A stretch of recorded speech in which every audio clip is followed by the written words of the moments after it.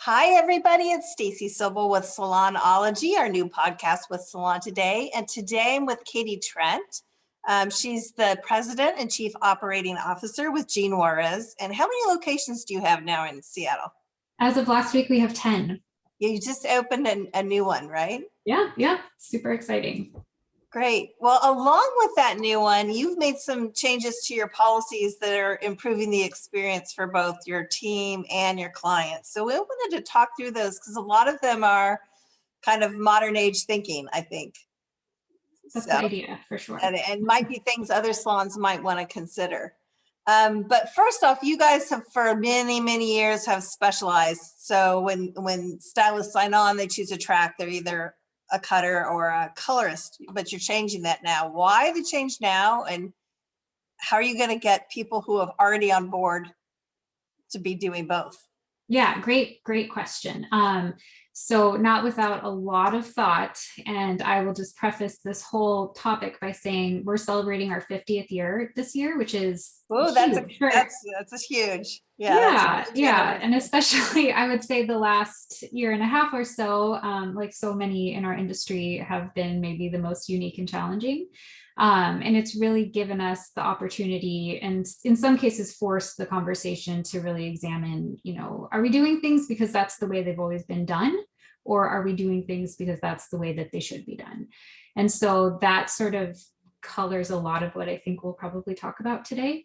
Um, but when I first started here, which was in May of 2020, while we were shut down, just trying to really learn and absorb a lot about what Juarez is and why it is that way. And specialization is something that's really important and foundational to so many in our company, but really also our industry. And it's Right. what Gene, the man, built our company on. So at first it felt like that's something we shouldn't touch, but the more that we thought about it, a lot in our industry has changed and the economy has also changed. So people don't necessarily go and look for a career company anymore. They go and they look for a place where they can have a great experience and, maybe for a season or maybe for a lifetime. And so what we found was when we were talking to artists who were really talented, whether they're seasoned or if they were new and wanted to come apprentice for us, the specialization was really holding them back from wanting to commit to Juarez. And so Made it harder to recruit. Did that make it harder to recruit? big time. Yeah. Yeah. And a lot of times people would say, I'd love to come work for you. You've got this great reputation. I know I'll be busy, but I just can't make that choice for myself.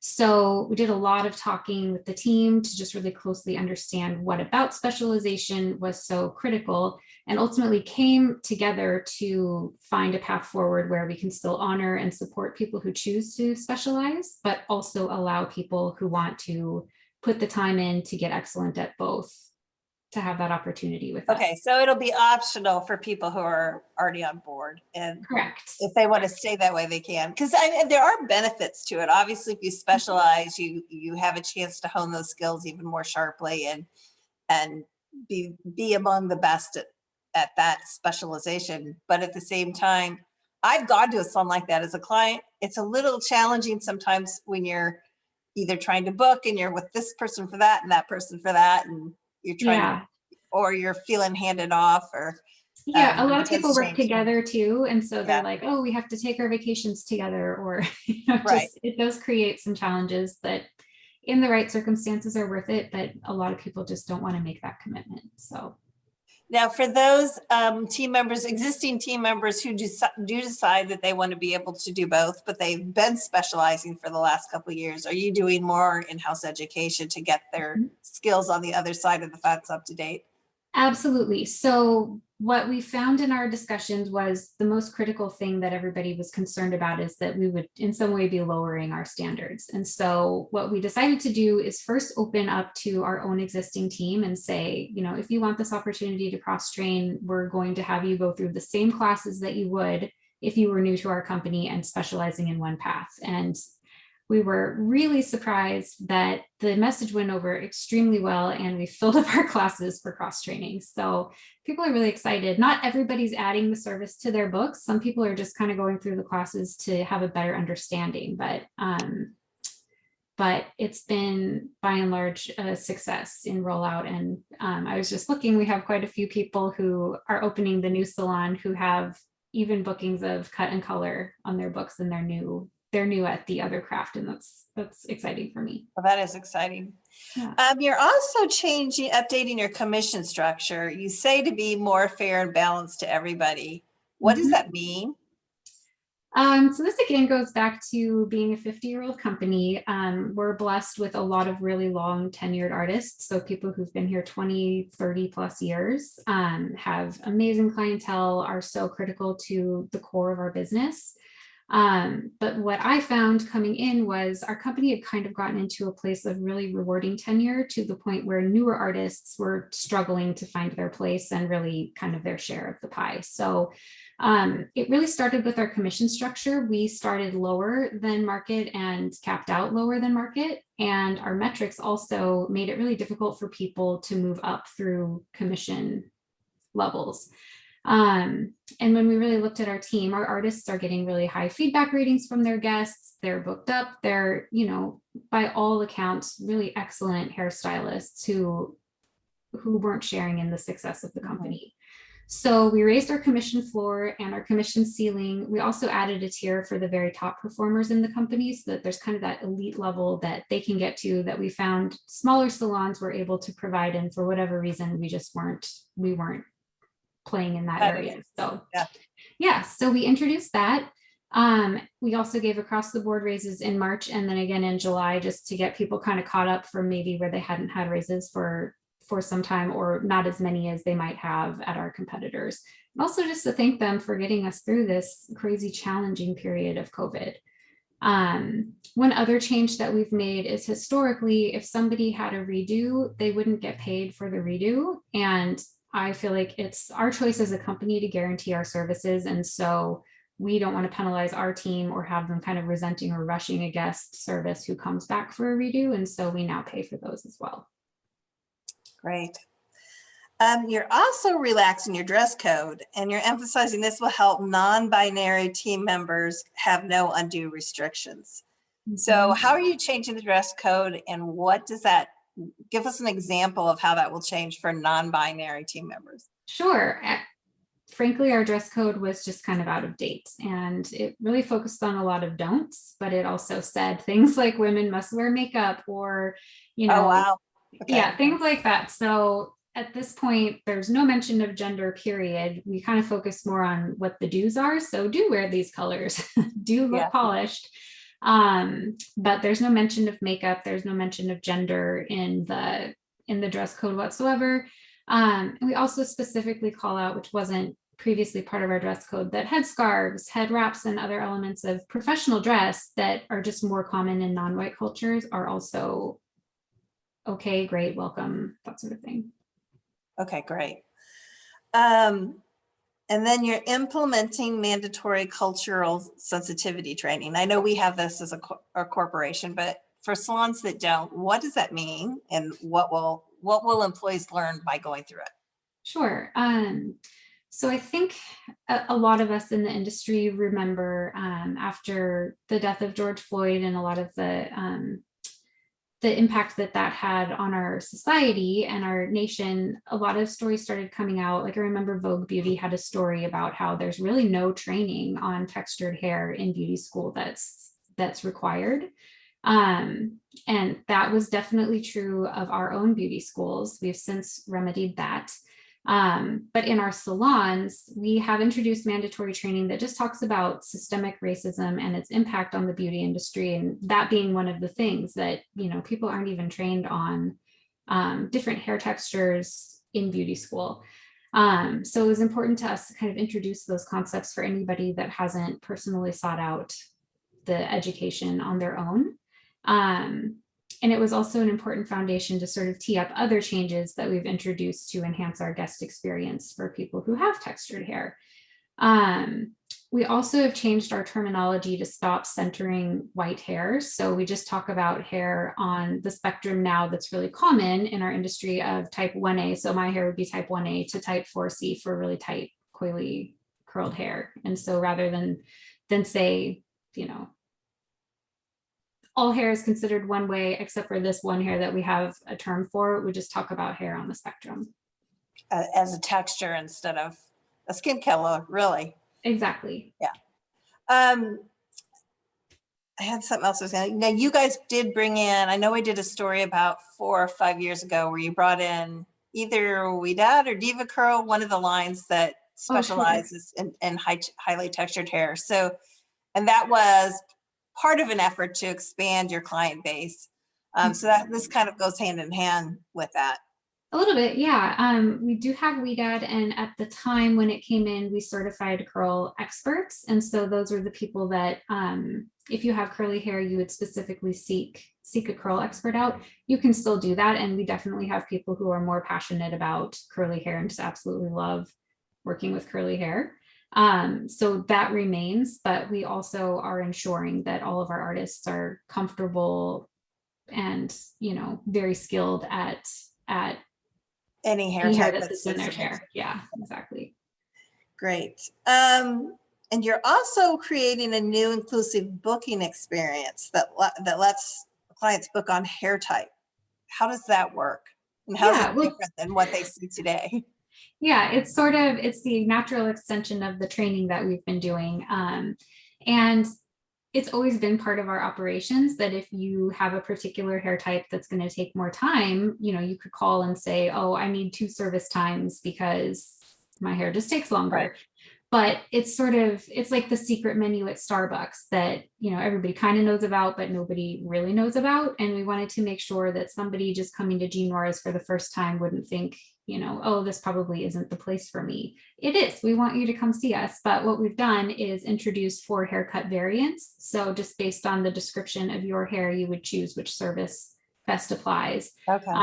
The artists are able to gear it to their own timings. So we have a haircut that's as long as 90 minutes, but somebody might say, I can knock those out in an hour, and they adjust their own timing. But that way, somebody who comes in doesn't have an awkward experience that they booked a service and there's not enough time to get it done. Right. And sometimes they don't know how to book that. They'll call and they just book a haircut, but they don't know how to say, or they don't even know, mine takes longer than the average haircut. Yeah. So, and they shouldn't have to, right. But they shouldn't have to. So now what kind of software do you guys use, and is it flexible enough to allow you to do that? Because the other factor of time is how fast somebody works. So yeah, for sure. We use Zenoti, which is a local point of sale software company that also happens to be growing and used worldwide. But they do allow a ton of customization where, we can create these haircut variants, but then people can also gear it to their own timings. And there's lots of add-ons and all sorts of options that make it really customizable without a ton of heavy lifting. Now, do you all have online booking? We do, yeah. We have online booking, and we also have a mobile app. Okay, so because there are a lot of salons that are still hesitant to do that. They're hesitant about turning the control over to the client to book that appointment. Mm-hmm. But what would you say to salons that are still not there yet? I think you got to do it. It's 2021. Yeah. And clients want it. I mean, clients want to be able to book when it's convenient for them. For sure. It also frees up your operation. Yeah.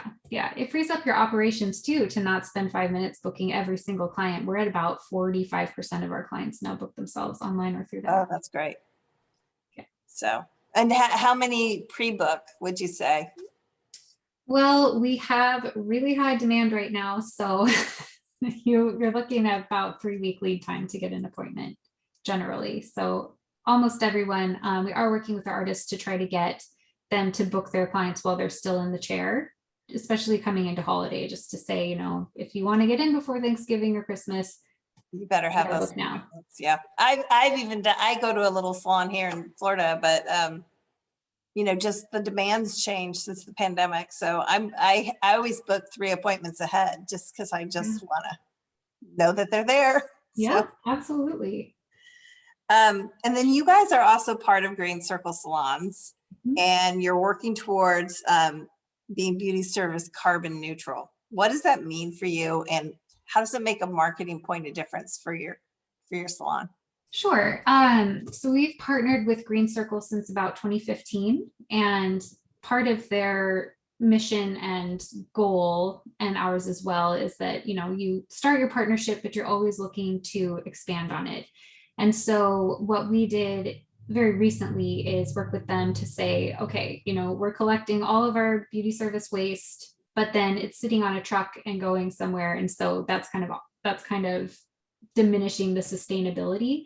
And Right. so we're now offsetting that with carbon offset coupons, or whatever that's called, to the extent that we can now say our beauty services are carbon neutral.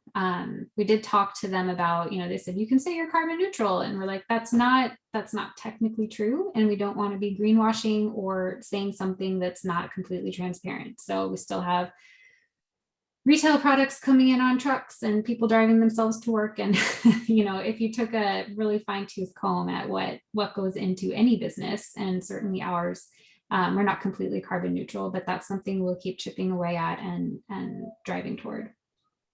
Well, I think it's really important to be both authentic with your clients, and because a lot of people bring in a green line and then they say that they're a green salon, but if they're not looking at their operations and looking at that side, they're not truly being a good environmental steward. And Right.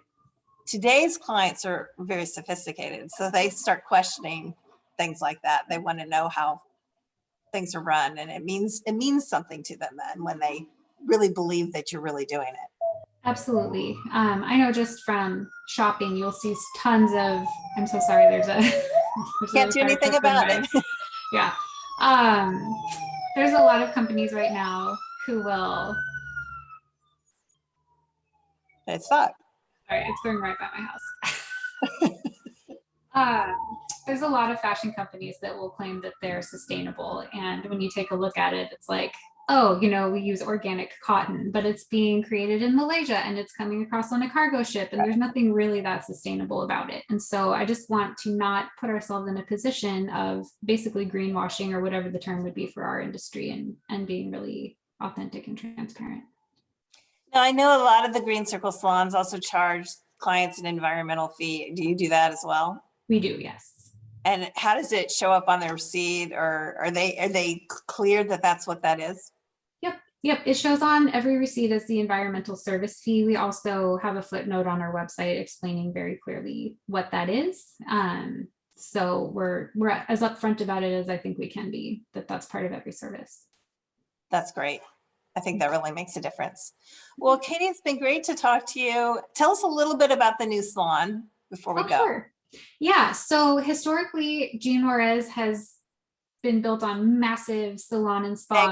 Mega salons. Mega, yeah. Generally located at a mall. And again, our evolution as a brand, we're looking more toward being where people live and work versus being a destination. And so we opened in kind of a bustling neighborhood that borders in Seattle, neighborhoods called Belltown and South Lake Union, where a lot of people who work for Amazon, Google, Microsoft kind of live and work.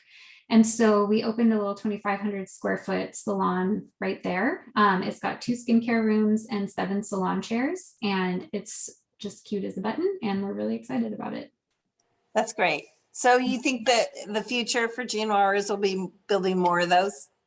I think so. Yeah, we'll always have our flagships that are popular and in traffic centers where people are still really wanting to be. But in terms of being a destination that you drive to the mall to, I think we'll scale down and go for this more boutique concept. Love it. Well, thank you so much. Thanks for being with us, and love that you're doing all these innovative, creative things in HR and thanks for the opportunity. Client experience. So take care. Likewise. Thanks, Stacey.